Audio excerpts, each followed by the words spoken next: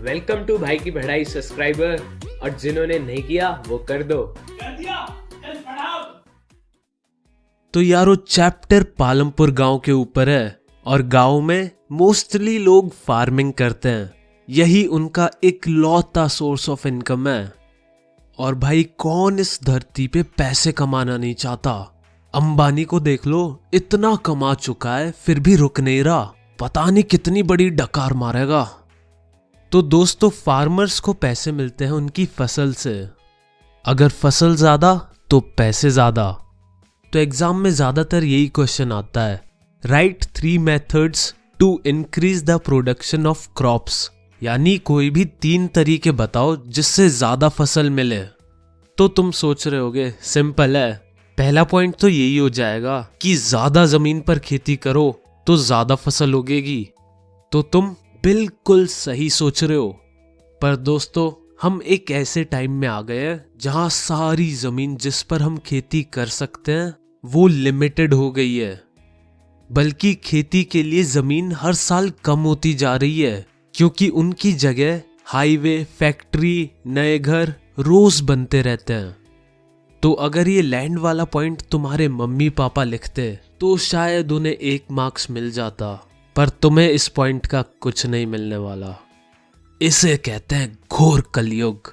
तो अगली बार जब तुम्हें तुम्हारे पेरेंट्स अपनी पढ़ाई के कोई टॉप करने की कहानी सुनाए कि कैसे वो 75% लेके आए, तो कह देना, पापा आपके टाइम में सिलेबस भी कम था फिर भी आपके कम मार्क्स आते थे, और मेरे टाइम में सिलेबस इतना ज्यादा हो गया है तब भी आपसे ज्यादा मार्क्स आते हैं।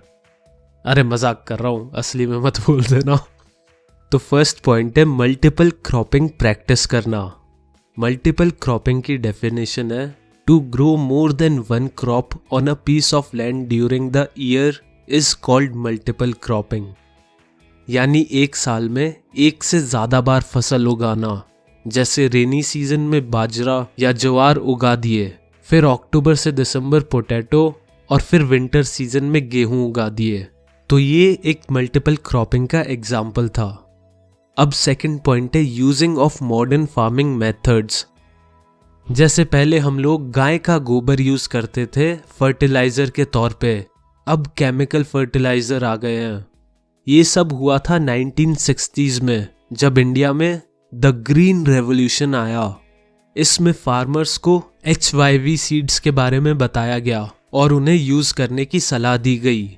ये सबसे पहले हरियाणा और पंजाब में हुआ था, और इससे सबसे ज्यादा व्हीट एंड राइस क्रॉप को प्रॉफिट हुआ। HYV मतलब हाई यील्डिंग वैरायटी सीड्स। ये सीड्स पहले से ऑलमोस्ट 2.5 गुना ज्यादा यील्ड देते थे, यानी क्रॉप प्रोड्यूस करते थे। थर्ड पॉइंट है modern farming machines like tubewell, tractor, threshers etcetera helped us in higher yield. वो कैसे? यार ट्यूबवेल अच्छे से खेत में पानी देता है, ट्रैक्टर थ्रेशर की प्रोडक्टिविटी ह्यूमन से अच्छी होती है, जिसके कारण ज्यादा अच्छी फसल होती है। तो चलो अब ग्रीन रेवोल्यूशन की बुरी साइड देखते हैं। HYV सीड्स का एक ड्रॉबैक है, इन सीड्स को बहुत सारा पानी, फर्टिलाइजर और पेस्टिसाइड्स की जरूरत पड़ती थी। सेकंड, ज्यादा केमिकल फर्टिलाइजर यूज करने से सॉइल की फर्टिलिटी कम हो जाती है।